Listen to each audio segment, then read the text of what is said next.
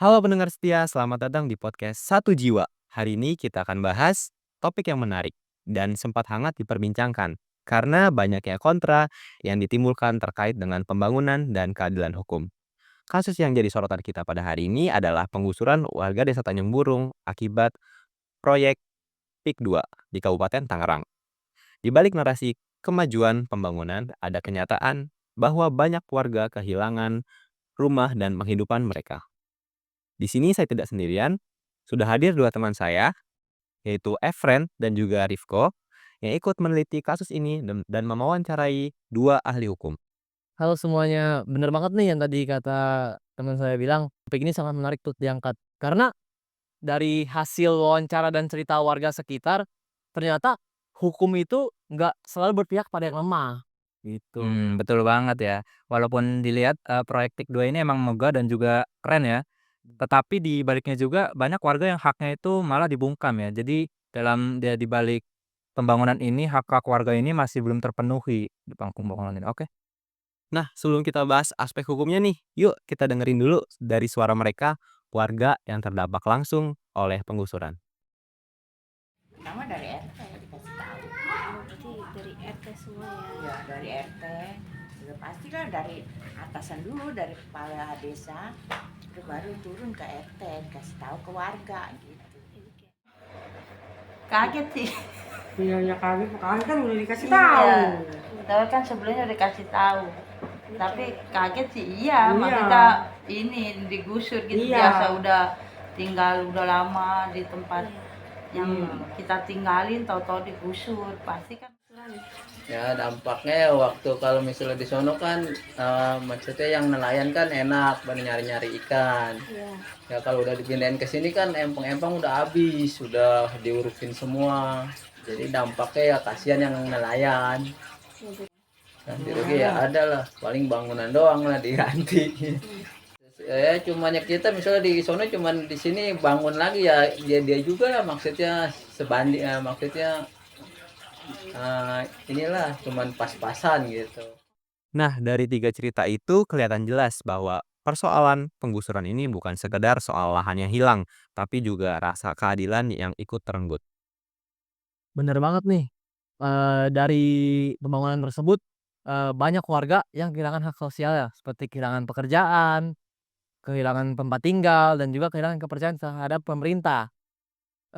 Dan juga pemerintahan di Indonesia tuh lebih memilih menutup mata dan telinga daripada mendengarkan aspirasi warganya atau, membantu warganya itu untuk meraih haknya. Karena yang kita tahu sendiri di Indonesia tuh hukum itu tajam ke bawah tumpul ke atas. Nah, bener banget ya. Yang paling terasa juga dari pembangunan itu warga tidak dilibatkan di dalamnya, karena kan seharusnya di pembangunan ini tuh untuk penggusuran, wilayah warga itu seharusnya warga dilibatkan dalam musyawarah tersebut.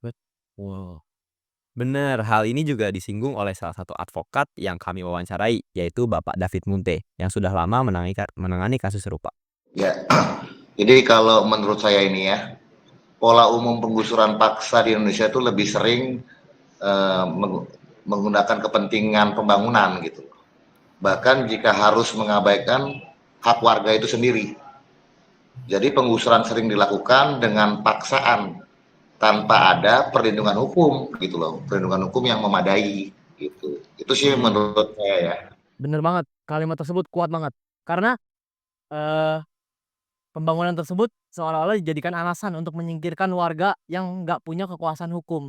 Padahal kita semua itu sama, mempunyai hak yang sama, gitu. Nah, betul banget ya. Padahal para warga ini tuh tidak menolak pembangunan tersebut, tapi warga itu hak-haknya belum terpenuhi di dalam pembangunan tersebut. Jadi warga-warga ini tuh menolak atas pembangunan ini karena hak mereka itu belum sepenuhnya terpenuhi. Betul banget. Nah, kalau bicara dari sisi hukum sendiri nih, sudah ada Undang-Undang Nomor 2 Tahun 2012 tentang pengadaan tanah untuk kepentingan umum.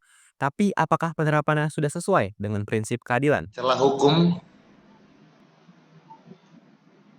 terjadi itu Undang-Undang Nomor 2 Tahun 2012 ya, adalah ketidaksesuaian ganti kerugian atau ganti rugi.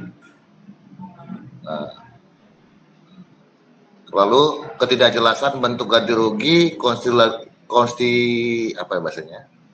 Postigasi lah gitu bahasanya. Jadi lebih kita ke arah ke ganti kerugiannya itu loh.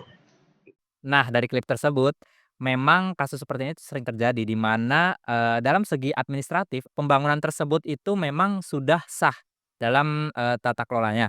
Tetapi dalam, segi moral, tidak ada keadilan di dalamnya. Jadi seperti itu. Bener banget. Apalagi Bapak David berbicara bahwa di lapangan tentang kasus seperti ini, kasus penggusuran itu banyak dilakukan dengan warganya itu di bawah tekanan. Jadi hukum seolah hadir tapi tidak benar-benar melindungi warganya, seperti itu Iya, sih. bener. Nah, dan hal ini juga dikuatkan oleh pandangan dari Ibu Afgania Duesta, seorang lawyer dan akademisi hukum publik. Yang proyek-proyek pemerintah yang aku pernah pegang itu memang ada unsur pengadaan tanah. Jadi pengadaan tanah untuk kepentingan umum, tapi memang konteksnya beda.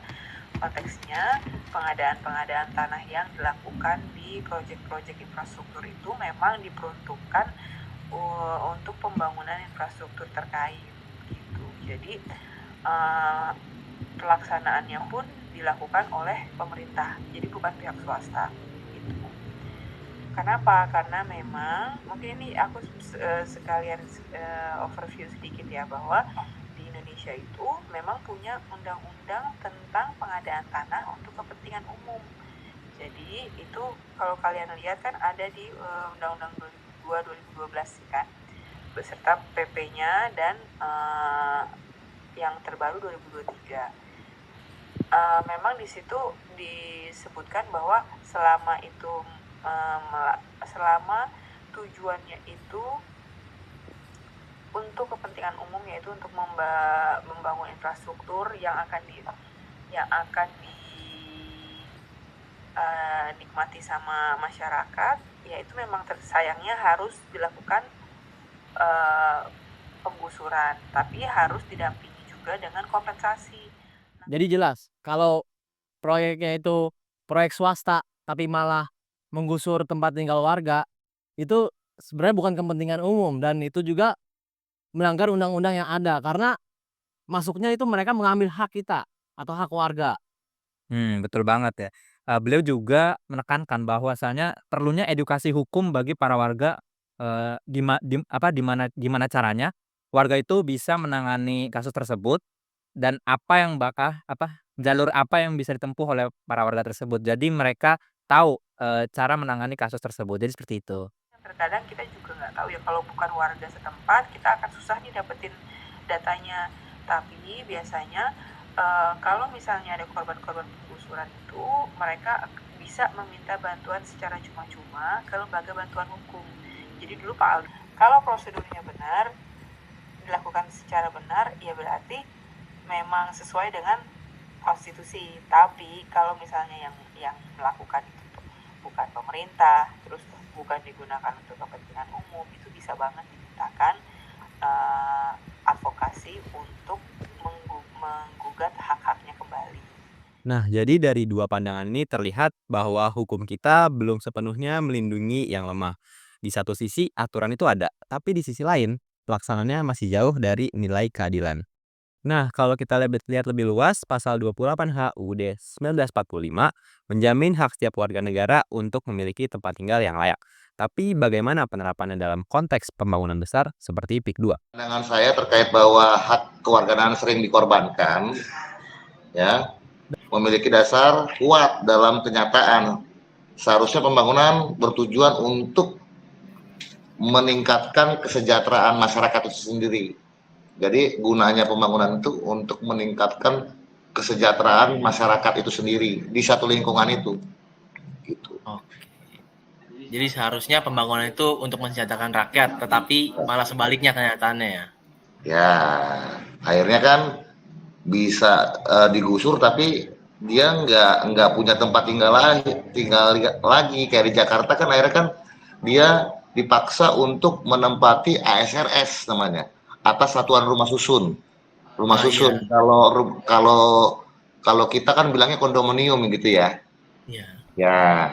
Jadi ini rumah susun yang bayar per bulan sama pemerintah gitu. Kayak di Jakarta itu kan rumah flat. Dan ini ironis banget karena seharusnya dari pembangunan ini harusnya mesejahterakan rakyat. Tetapi dari yang kita lihat di lapangan malah memperlebar kesenjangan. Dari yang dari fakta yang kita lihat juga, penanggung jawab pembangunan tersebut seperti lepas tangan atau tidak mau bertanggung jawab atas penderitaan yang dialami oleh warga atau yang tergusur. Oke, bener banget ya. Dari wawancara kami oleh Ibu Wafenia, dia juga menyebutkan bahwasanya proyek terstruktur nasional itu kebanyakan bersifat top down, di mana, sifat top down ini tuh maksudnya, ketetapan proyek itu ditetapkan oleh, otoritas paling tinggi. Jadi seringkali, tidak adanya keterlibatan partisipasi atau inisiatif dari para warga. Jadi warga di sini tuh tidak ada diajak bicara atau tidak ada kontribusi dalamnya. Jadi mereka hanya menetapkan keputusan pada otoritas tertinggi saja, seperti itu. Emang selalu timpang sih, selalu timpang bahwa penentuan proyek-proyek strategis nasional itu kan juga datangnya dari pemerintah pusat ya, jadi mekanismenya top down. Nggak pernah ada cerita di mana penetapan PSN atau proyek-proyek strategis lainnya itu tuh datangnya dari inisiasi masyarakat gitu. Jadi sayangnya memang ketimpangan itu akan terjadi terus gitu, kecuali ya undang-undangnya dirubah memungkinkan bahwa inisiasi proyek-proyek strategis itu juga dikonsultasikan terlebih dahulu ke warganya gitu. Nah, pernyataan itu mengingatkan kita pada pertanyaan besar. Pembangunan itu sebenarnya untuk siapa kalau masih ada masyarakat yang tersingkirkan? Nah, dari seluruh pembahasan hari ini kita belajar bahwa pembangunan tanpa keadilan hanyalah kemajuan yang semu. Hukum seharusnya hadir bukan sekedar untuk mengesahkan proyek, tapi untuk melindungi manusia. Penggusuran paksa itu kan melanggar hak asasi manusia, sehingga pemerintah harus memastikan perlindungan hukum, proses yang partisipatif, ganti kerugian yang layak sesuai undang-undang, gitu loh. Terus adanya pengaduan, tempat pengaduan. Sementara itu warga harus proaktif menyuarakan haknya, gitu loh. Terus baru mengadvokasi keadilan dan memahami dasar hukum yang ada untuk perlindungan dan pelanggaran hak, gitu sih. Jadi lebih ke arah pesan utamanya itu. Oke, berarti sebenarnya ini tuh masih belum etis lah ya, dan juga belum sesuai dengan aturan yang ada, karena sebenarnya pemerintah kan harusnya membela rakyat, tapi dia malah istilahnya mengambil haknya rakyat. Ya memang seharusnya pemerintah memang harus membela masyarakat gitu loh. Ya dia pemerintah itu hadir di tengah-tengah masyarakat, apa nih gitu loh. Ya kan Tanjung Burung itu kan ya kita lihatlah di layar kaca TV juga kan. Iya. Akibat dampak dari pembangunan PIK 2 itu kan banjir, ya kan. PIK 2-nya nggak banjir, ya Tanjung Burungnya kena dampak. Sekitarnya. Seperti itu ya, kayak gitu lah. Pesan dari klip tersebut sangat mendalam karena seharusnya hukum harus kembali ke fungsinya, yaitu melindungi, bukan malah menindas.